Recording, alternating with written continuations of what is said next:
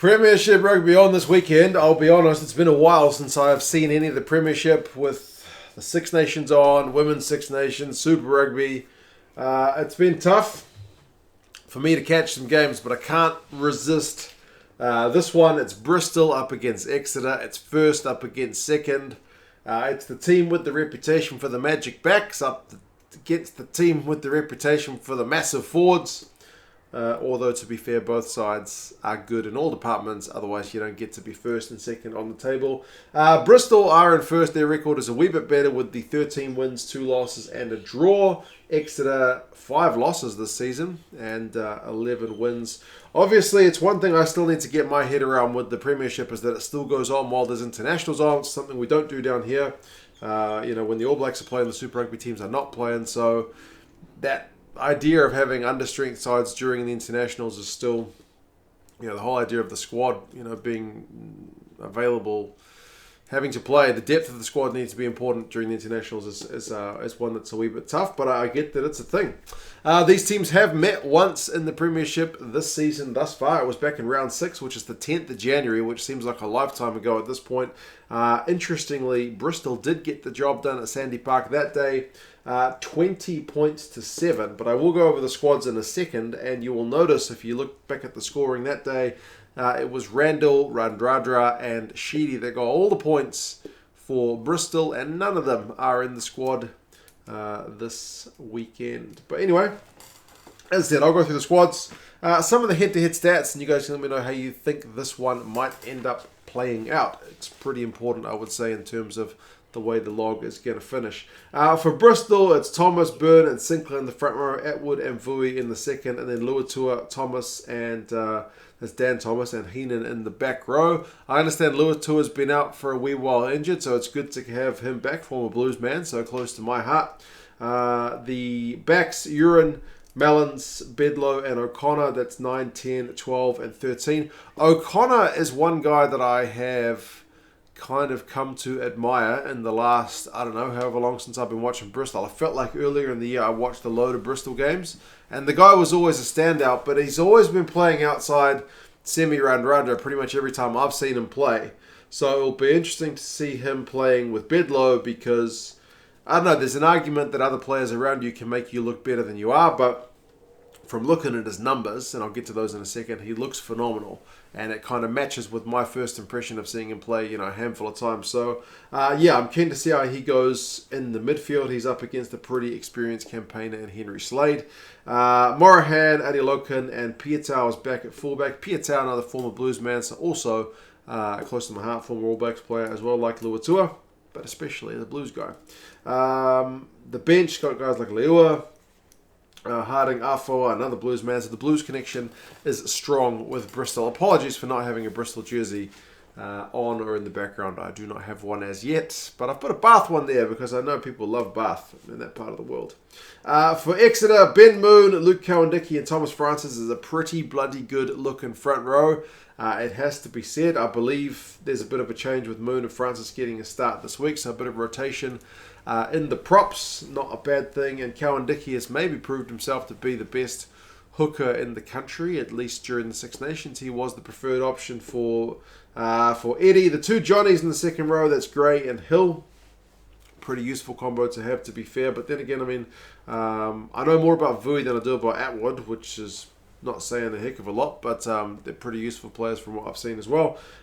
Skinner, Vermeulen, and Simmons are the back row. Obviously, a lot of talk gets made about Sam Simmons. At Premiership level, he is certainly an absolutely dynamite, phenomenal player. Still be nice to see him in an England jersey at one point to get kind of another crack, because it's been a few years for him. But it's not all about him. Vermeulen, the last couple of times I've seen him, I think he was out for a while, wasn't he? Was rumours that it was COVID, or did he just get injured? I know he was out for a while. But anyway, he was kind of like man of the match early in games in the year. When I was watching him, he was like putting in some phenomenal shifts as well. Maunder and Joe Simmons are 9-10. Devoto, Henry Slade at 12-13. Like I mentioned, they'll have some work keeping O'Connor quiet based on his numbers. But anyway, O'Flaherty is a live wire player on his own. Nowell's a good guy to have back. I believe he's been out injured for quite some time too. And Stuart Hogg, one of the players of the Six Nations, is there at fullback. So him up against Piutau is a hell of a battle. both very exciting. Hogg's probably got a better boot on him, but there's not many better attacking threats than Charles Piutau. But as I said, Six Nations, Hogg was one of the best. I think his broken tackles was second only to Big Duhan van der Merwe. Yann was on the bench. Harry Williams has dropped down to the bench. Townsend, and so on. In terms of the head-to-head stuff, it's an interesting read. Both of these sides, I guess it's natural, being first and second, are doing really well in a heap of key areas. You look at tries, Exeter are the top try-scoring side in the Premiership. Bristol are third. Run meters, Bristol are first. Exeter are second. So they're both quite capable of running the ball.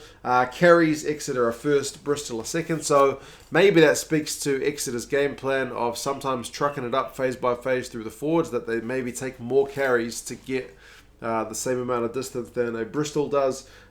Clean breaks is one key one where there's a big disparity, but not a big disparity, but a bit of a disparity between the sides in that Bristol are second, whereas Exeter are down there at fifth. Defenders beaten, it's first and second. Bristol first, Exeter second. But clean breaks is one where Bristol seem to have a wee bit of an advantage. Likewise, turnovers won. And it's a criticism I saw around the Champions Cup time is that Exeter don't really play a full-on fetcher. And they are 11th out of 12 teams for their number of turnovers won, where Bristol is kind of mid-table at 6. Now, that could also speak to the fact that both these teams like to play with a lot of possession, so they're not needing to get as many turnovers as other teams, but either way, Bristol certainly outdoes Exeter in that area. Exeter also conceding more penalties, the third most penalised team in the Premiership this year. Bristol are mid-table again in 6th. So, yeah, Exeter are going to carry it up at you. Both sides should get a ton of run meters, and both sides' defence will undoubtedly be tested. Individuals, clearly, you look at Sam Simmonds, he's got phenomenal stats in key areas. He's the number one try scorer. He's got 14 tries.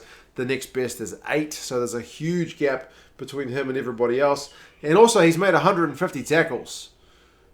For a side that you would think is playing with a heck of a lot of ball, you'd think it's sides towards the bottom of the table that have some of the top tacklers. And that's true for a large part. But Sam Simmonds, despite the fact that he plays for a team second on the table, is still among the top 10 tacklers in the competition. So that speaks to his work rate around the park.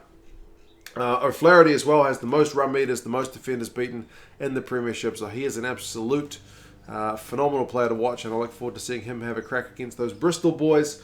For Bristol, I mentioned O'Connor before. He is the fourth guy for defenders beaten in the competition, so he's also no slouch. And he's 5th for clean breaks. So part of me thinks that's semi with those offloads, putting him into space, but no semi this week. So, and you guys who watch the Premiership more than me will be able to tell me how true or not that is. But yeah, in terms of the predictions, Bristol at home, Rugby Forecast algorithm says them by 2 points, whereas the bookies have gone the other way. They are backing the reigning champions Exeter by 4. So either way, it should be a pretty tight one. This one's on a Saturday morning for me at 6:45, so it's a pretty reasonable hour to get up and watch some Premiership rugby. Pretty excited for it. As I said, I haven't watched the Premiership for quite some time. The international guys are back. It should be cool to see them back in action. But yeah, you guys let me know your thoughts on this one. As I said, a lot has changed since that previous result, but Bristol are the top dog. Can Exeter close that gap a wee bit, or do you see Bristol at home kind of making the gap even a bit further? You guys let me know your thoughts. Do drop a like on this video if you made it all the way to the end. I appreciate it because it helps with YouTube's algorithm and just helps me generally. Commenting as well, subscribing, all very helpful if you don't mind. Otherwise, I will talk to you guys again soon. See you later.